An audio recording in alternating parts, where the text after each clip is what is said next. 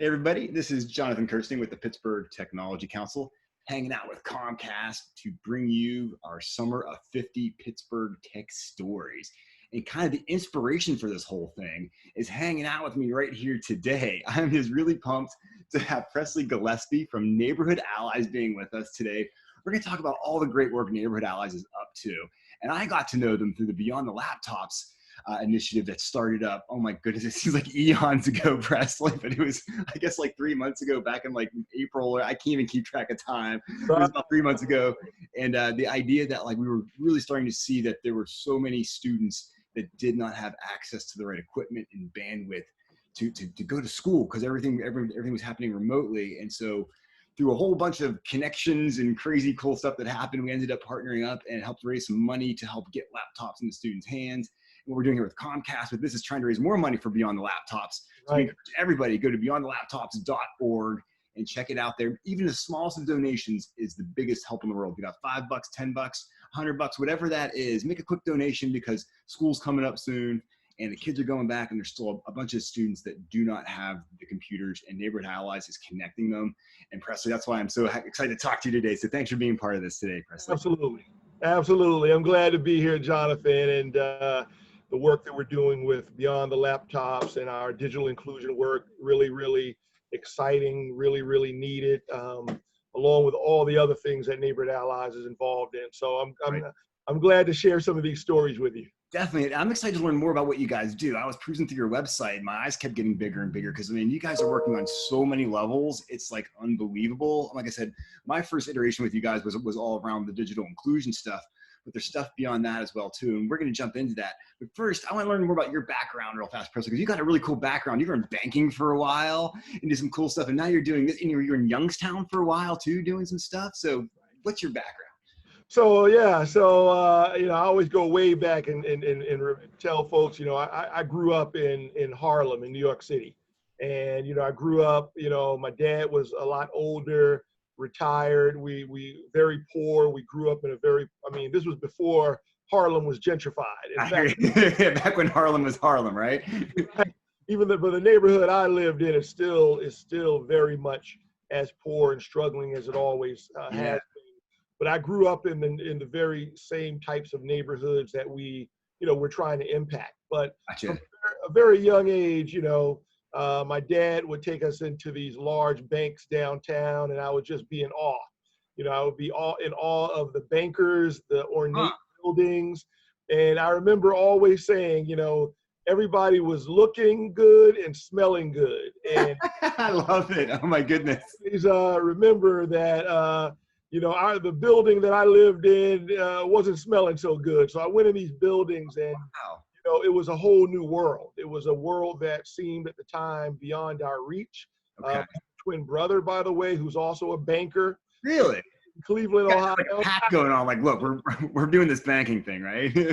Right. So we would go in and we would be amazed and just not knowing how we could ever, get to one of those positions. And or no real means of going to college at that point. It was a distant, aspiration, but, through a lot of support, through a lot of just ambition. And what I always say is hope. I was very poor, but I didn't realize it. Yeah. We had hope. We had a lot of love in our home. Those are the two big things, hope and love, man. I mean, those are the two things that will supersede almost anything, right?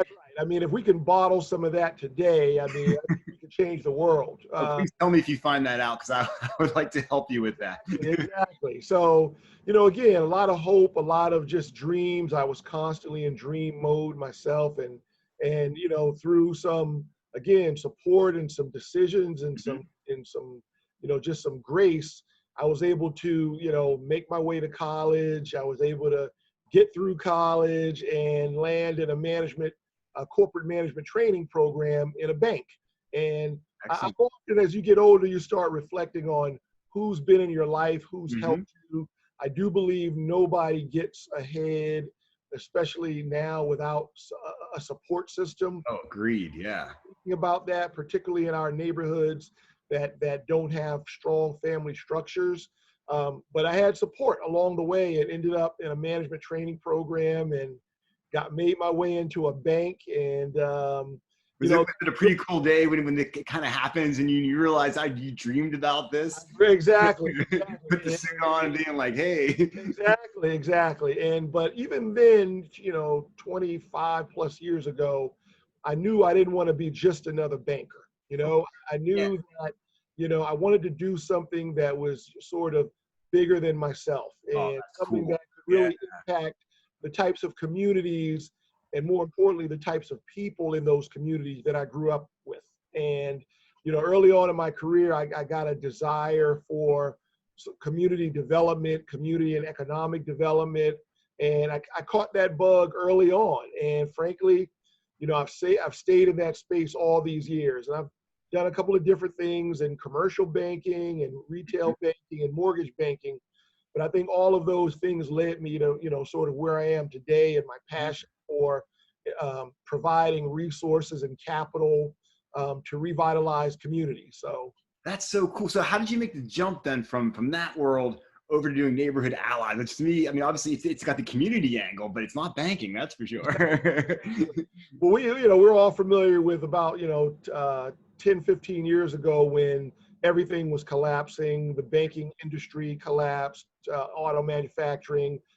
Really at that time, I was already starting to feel like, I'm doing a lot of big deals and real estate deals. I'm hobnobbing with, wealthy developers and whatnot. And it got to a point where I felt like, it wasn't really aligned with my mission. And I felt like, banks were pulling out on, at the time, things have changed, but we still got a long way to go in banking. Oh, good Lord. Banks were really pulling back on really people that needed our help the most. Right.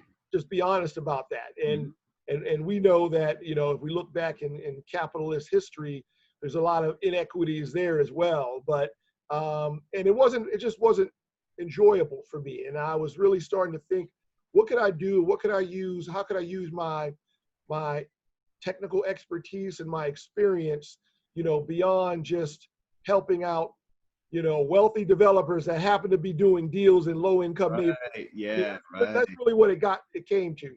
And so I was starting to look at nonprofit, which I had done a lot of financing for already.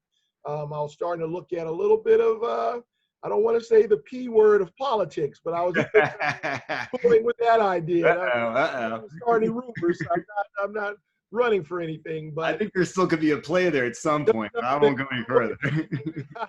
But I really began to think about how could I help improve the infrastructure of nonprofits, because those are the lifebloods of building our communities. And I was sort of at the same time, again, interestingly, I met with some folks that were starting some new organizations in Youngstown, Ohio. I met with a gentleman by the name of Joel Ratner, who was running a foundation in Youngstown and really had this vision for a new way of community development in Youngstown. And he was providing long-term capital to start a nonprofit citywide community development corporation called Youngstown Neighborhood Development Corporation. And, I met with them. I met with the board. They did a search, and I got the job. And they're like, Presley, we want you. right. And I left, really a multi-billion-dollar company at the time, and I've never looked back. Although I can tell you're doing what you're meant to be doing, right? Like, you're this person that reflects a lot. Like you mentioned earlier, as a kid, you saw what's going on in banks, and you wanted to do that. And as you move forward through that, you can start seeing that this isn't really exactly what I'm going to do. That like more important work, and that's what you're doing now in Neighborhood Allies. And you're in Pittsburgh, which I'm glad you're in Pittsburgh doing that. It's awesome. Very much so. So how long have you been at Neighborhood Allies for now? Unbelievably, it's now 6 years since I got here. Cool. In some ways, I feel like I've been here forever.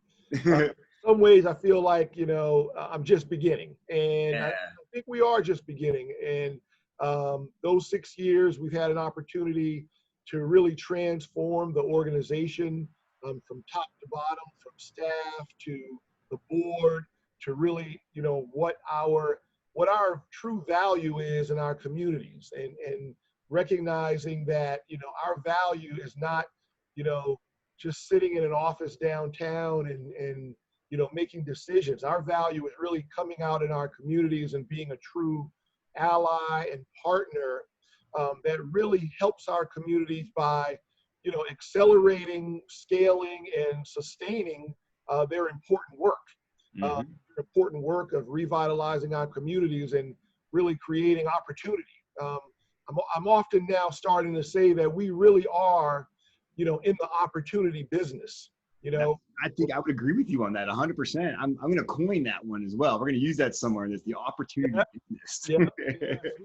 We really, and I do think, as we look at a time like right now, we've got resources in our community, in Pittsburgh, in the region. We've got wealth. Certainly we need those resources in our most vulnerable communities, but we really need to address the opportunity gaps. Exactly. We think about housing security, insecurity, when we think about food insecurity, when we think about crushing unemployment and poverty, those are really opportunity gaps. And we really need to be in the business about reducing those gaps, reducing those disparities, and creating neighborhoods that have both opportunity within them, but making sure that our residents in our communities have really economic mobility and social mobility. Right. To be in a position to choose, where they live and how they live. I mean, I'm sure you've heard the sad commentary that's really a fact that, your zip code is now a predictor of how long I know. and how well you live. Exactly. It's horrifying. And that's why I think it's so exciting that you guys work at the neighborhood level. To me, that is the most important place where you've got to begin, because that's where it all happens. It's where you live. It's where your friends are. It's where your community is. So if you start making impact there, it expands and it grows. Exactly. And that's really what we do. I mean, we've really grown, probably about over 300% in the last 5 years. Amazing. To become a really dynamic and multifaceted community development support organization that really effectively uses our financial resources, our technical expertise to really revitalize these communities. And like I said, at our core, we're in the opportunity business. And, when we think about folks that live in our communities that are, low income, we think about the challenges facing, Black communities right now. It's been certainly, the veil has been completely pulled off of all of the tremendous inequities. We've got to really be about looking at, what's caused all this harm in our communities. That's policies. That's what are the right types of investments that are not just investments in what I would call transactional things. No, it's yeah. Lots of programs, but we now need to elevate and evolve to transformational, where we're now really creating value in those communities. It's like putting a Band-Aid on something and saying, there, we think we maybe fixed it, but you're still bleeding underneath the Band-Aid, if you know what Exactly. So, really what we do, Jonathan, is we really bring, capital, technical assistance, consulting services, as well as really a convening power, to our neighborhoods and to our communities. We form lots and lots of partnerships, and we build networks, because I often talk about the problems that we face in our neighborhoods. Even though we are very much ingrained in our neighborhoods, those problems don't stop at the neighborhood borders. Okay. And neither do the solutions. So we've got to make sure that we're creating a better infrastructure, a more effective and aligned infrastructure. And we think that starts with, building better networks, and bringing more people to the table, like we talk, like the tech folks, Exactly. I mean, that was so cool. Like when the Beyond the Laptops happened, was it was one of the first times in my 20 plus years hanging out in Pittsburgh's tech industry that I was seeing folks from across industry just being like, oh my God, we want to help. Like I've never seen that before. And I'm like, man, we got to be doing this all of the time, because that's how we're going to move the needle around here and get everybody integrated into this movement that's happening in Pittsburgh that can be very positive for everybody, not just some of us. Exactly. Exactly. Yeah. So we've gotten, we've gotten very good at, bringing partners together. So, so that's nonprofits, that's for-profits, that's government, that's institutions, and really helping to convene around how do we align our visions? How do we align our resources? How do we leverage, capital, leverage more capital for things like affordable housing and investing in, minority and women-owned entrepreneurs and businesses. And we've really gotten good at really exercising that convening power. And I think it goes back to building trust. We've built a lot of trust in our neighborhoods. I often say, in addition to hope, we need more trust. We've got a trust deficit. That's a huge point. Yeah, you bring that trust. That is absolutely true. We're not always thinking about that. Oh, yeah. I know a lot of times people have the best of intentions, but if the people you're trying to help don't trust why you're doing this or see the whole picture on it, then it's not going to work. Exactly. And their lack of trust, Jonathan, is well-founded. Our communities have been traumatized. Absolutely. Our communities, going back many, as you know, the historical wrongs that we now are really reckoning with. Our communities have been traumatized. Our communities have been, overpromised and underdelivered. I mean, every reason to be suspicious. That's for Absolutely. Sure. And it almost feels, I believe that many times our community leaders and stakeholders come to the table to protect rather than to contribute. And that protection mechanism is really a result of trauma. And if we don't show up right, if we don't show up correctly in our neighborhoods and really relinquish our power, our egos, and really ask a new set of questions in our communities, we're in fact re-traumatizing our community. So that cycle of mistrust, it just continues, gets deeper, right? Perpetuates. And it's hard. It's hard because we need to align capital and resources. In many cases, the folks with the capital and the resources are the ones that are least trusted in our community. So bridging that gap, connect them, network it out, and make those connections. And that's the good work that you guys have been doing. And I call it like unsung work, because I know you guys have been working diligently for years on this stuff. And it's making a difference, but it's great to be able to talk to you for a little bit today, just about the fact that like, this is what you do and how you guys have been doing it. And like I said, with the work that you guys have done with Beyond the Laptops, it just blew my mind. And that's why I just think that I want everyone to go to your website and check it out. You got an awesome website. If you go to Neighborhood Allies and check them out, because like you can distinctly see all different ways that you engage and that you network. And I know that people want to get more engaged. They can just reach out to anybody on your staff. You guys are super friendly. Like some of the best people to work with ever, without a doubt. So much. And being able to get involved, and don't be shy, because it's a little bit can start going a long way if we can all just start giving a little bit. And so, absolutely, Jonathan, absolutely. And that's what we're trying to do here with our Comcast, our Summer of Stories, is because we're trying to raise awareness on some of this and talk about what's going on in the tech ecosystem. And I thought this is one of the best stories I've come across in my almost 25 years covering tech here in Pittsburgh. And so, Presley, you guys are doing some great work, and I do see a future for you in public service. we'll let you keep doing the work you're doing now, because you're doing a pretty good job at that too. So we're glad you're here in Pittsburgh. You're definitely making Pittsburgh proud. That is without a doubt, Presley. So thank you. I'm delighted to be here. Great stuff all the way around. Just remind everybody, this is Jonathan Kirsting with the Pittsburgh Tech Council. And of course, without Comcast, we couldn't make this happen. And of course, go to beyondthelaptops.org, make an itty bitty small donation or a big old large one, whatever fits your budget. Just do it, because it's helping tremendously, and it's in the good hands of Neighborhood Allies. They're making sure that the laptops are getting to the kids that need them the most. Presley, you are the best. Oh, thank you, Jonathan. Thank you so much. Thank you for all your support and all that you're doing to create these opportunities in our communities. Appreciate it.